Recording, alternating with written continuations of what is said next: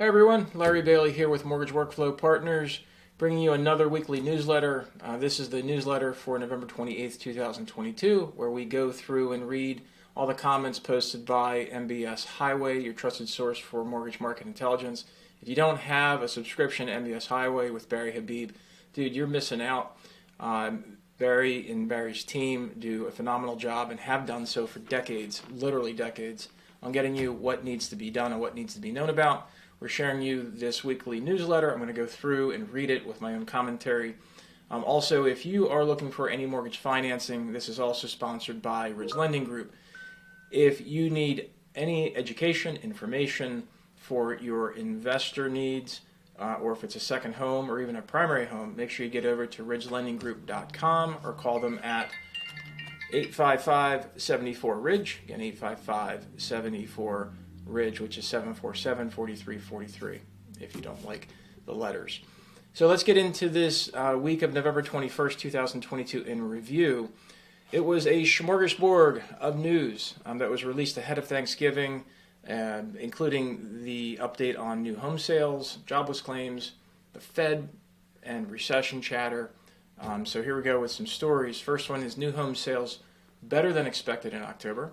Second one is initial jobless claims hit a 3-month high. Next one is, will the Fed slow its pace of rate hikes? There, of course, will be some kind of hack, which we'll read into. It'll be a surprise for all of us. And then the last story is strong retail sales, quiet recession chatter. So again, if you're following along, you can watch while we're recording this. Today is the 29th of November, 2022. And right now, the mortgage-backed security 30-year 5.5 coupon is down 19 basis points. Still very, very in that narrow trade channel that we've been seeing here. So last week, we saw new homes sales better than expected in October. So new home sales, which measure the signed contracts on new homes, rose 7.5% in October to 632,000 unit annualized pace, coming in much better than the 5.5% decline that was expected. So October rose, it was expected to decline. There was a negative revision to September's sales that made October's gain appear a bit bigger, but even when factoring this in, sales were still up 5.5. So literally an 11% or 11-point swing from expecting a 5.5 decline, it was up 5.5 to the positive. The median home price for new homes was $493,000, which was an increase from September. But remember, this is not the same as appreciation. It simply means that half the homes sold were above that price and half were below it. And this figure can be skewed by the mix of sales. Last month, there was a big uptick in sales in homes in the 500,000 and over segments. So what's the bottom line here? These sales figures were up from October when rates were 0.5% higher than they were here. So contract signings may continue to pick up. And while sales are now down 5.8% from October of last year, this year's figure is not so bad considering higher rates, inflation, and tight inventory. And speaking of inventory, there were 470,000 new homes for sale at the end of October, which equates to an 8.9 months supply. However, only 61,000, or 13%, were actually completed, and the rest were either not started or under construction. The amount of completed home equals to about 1.2 months supply, well below a balanced market. I do want to bring up on this, though. If this is talking about new home sales, there is, if you go out right now, it's kind of hard not to see it if you're in the market for a new home. But every lender under the sun now is doing these temporary buy-downs. If you have any questions about temporary buy-downs, or you want to see how they work and how they can help you as a buyer, or how they can even help you as a seller, get over to Ridge Lending Group. They will explain this to you inside out, upside down, and sideways so that you can take best advantage of these moments and not miss out on an opportunity. Initial jobless claims is the next story. It hits a 3-month high. So the number of people filing for unemployment benefits for the first time rose by 17,000 in the latest week, as 240,000 initial jobless claims were reported. Continuing claims, which measure people who continue to receive benefits after their initial claim is filed, also saw a substantial jump of 48,000 to 1.551 million. So what's the bottom line here? The latest week's initial jobless claims was the largest amount since August and also a sizable increase from the previous week, which likely reflects some of the large layoffs that have been reported in the news. Continuing claims also have risen by 187,000 since the beginning of October, and this also suggests that it's becoming harder for people to find a job once they're let go. The continued increase in unemployment claims may mean the labor market is not as strong as reports have indicated and could signal that a rise in the unemployment rate is ahead. Again, I'm in the financial sector, and I've seen people that can't find jobs when, again, 6 months ago or even a year ago, they're probably getting offers handed to them left and right. So everything has certainly slowed. And again, it's the mortgage industry has been highly impacted by rates and volume slowdowns, and I think it will continue to be that way. So we'll see how this jobless claims continues to go. Next story is, will the Fed slow its pace of rate hikes?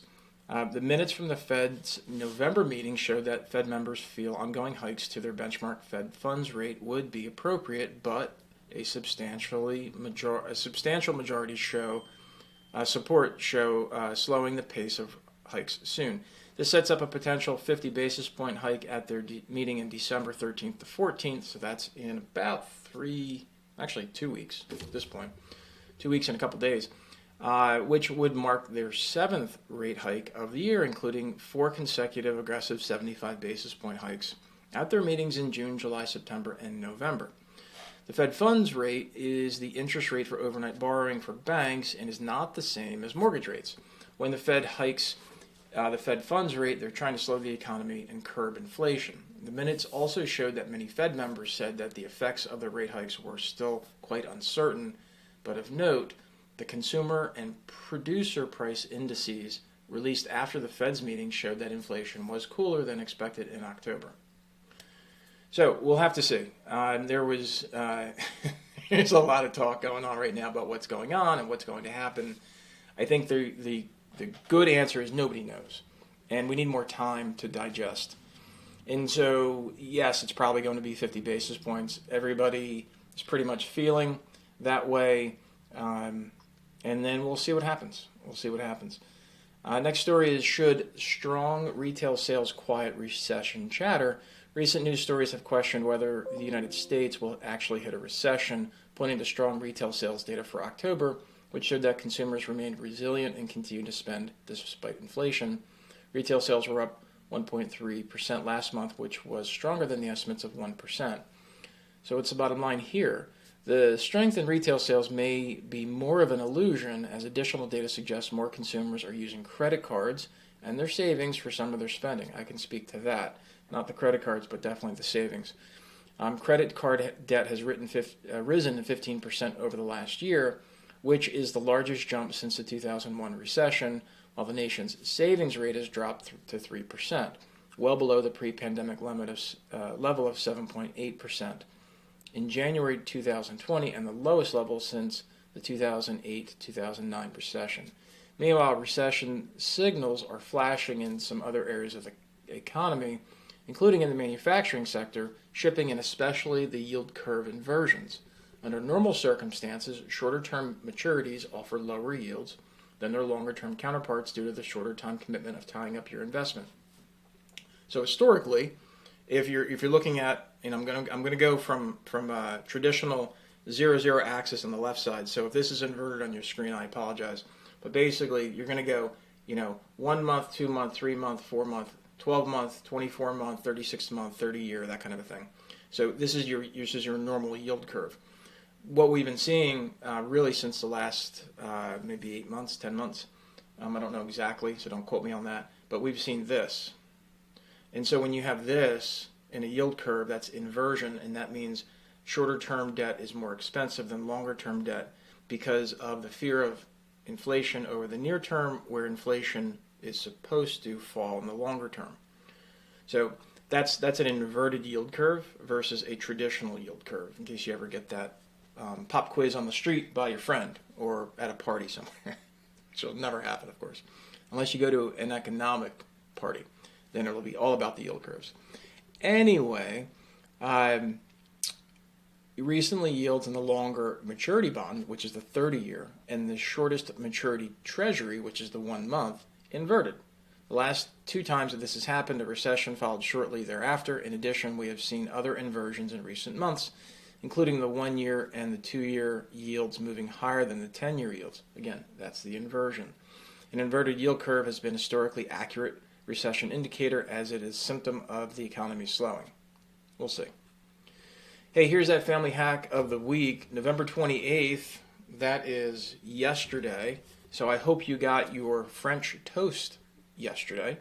This scrumptious recipe for overnight French toast from our friends at Delish is a keeper for any day of the year. So make it this weekend. Make it tonight. So you're going to coat a 13 by 9 inch baking dish with cooking spray. Sliced 1 loaf of plain or raisin challah bread into 1-inch slices. I have no idea what challah is. That sounds interesting. Add to a baking dish in 2 overlapping rows. In a large bowl, whisk 8 large eggs, 1/2 cup light brown sugar, 1 cup heavy cream, 1 cup whole milk, 1 teaspoon vanilla, 1/2 teaspoon ground cinnamon, 1/2 teaspoon kosher salt, and 1/4 teaspoon nutmeg. Evenly pour that mixture over the bread. Cover tightly with foil and refrigerate overnight or up to 12 hours. When you're ready to bake that thing, preheat your oven to 350 degrees Fahrenheit. In a medium bowl, mash 1 cup butter, 1 cup light brown sugar, 1 cup chopped pecans or pecans, depending on where you live, 1/2 teaspoon cinnamon, 1/4 teaspoon nutmeg, and 1/4 teaspoon kosher salt to a thick paste. Spread that buttery mixture evenly over bread and bake until puffed and golden brown, approximately 30 to 40 minutes. Serve with fruit and a generous amount of maple syrup. And if you're from Vermont, make sure you get Vermont maple syrup. Nothing like it. So what are we looking for this week? Again, today is Tuesday the 29th, so this was typed up yesterday. So housing, inflation, and labor market reports highlight a full week of economic data. On Tuesday, today the 29th, look for home price appreciation data for September from the Case-Shiller Home Price Index and the Federal Housing Finance Housing Price Index. September's pending home sales will be delivered on Wednesday. So just to kind of give you an update on that, we did see that the Federal Housing Finance Agency Home Price Index, which you can get online. Chaley actually talked about this in the Tuesday thing. You can go to FHFA and look for that and Google it. I don't know what the domain is, what the website is, but check it out. And so it increased by 0.1% in September, which opposed the expectation of a 0.9% loss, and decreased 0.9% year over year from the previous report, which was 11.9% to 11%. So house prices are still going up, guys. We talked about this a lot because there's just no inventory. Supply and demand, basic economics is what it is. So Wednesday, tomorrow, will bring the second estimate for third quarter GDP, while crucial inflation numbers for October will be reported Thursday from the Fed's favorite measure, the personal consumption expenditure, also known as PCE. From the latest labor sector, ADP's new employment report will give us an update on private payrolls for November when it comes out tomorrow, Wednesday. The latest job claims data will be reported on Thursday, and then Friday brings the Bureau of Labor Statistics, the BLS jobs report for November, which includes non-farm payrolls and the unemployment rate, which again, we've talked about that, how it's broken into 2 sections. So there's lots of stuff here in the technical. Don't worry about it unless you're actually trading mortgage-backed securities, which if you are, you're probably not listening to me anyway. So hopefully this has been helpful. Again, all this information is brought to you by Barry Habib and MBS Highway. Definitely get over there and get your subscription. Super affordable and extremely valuable.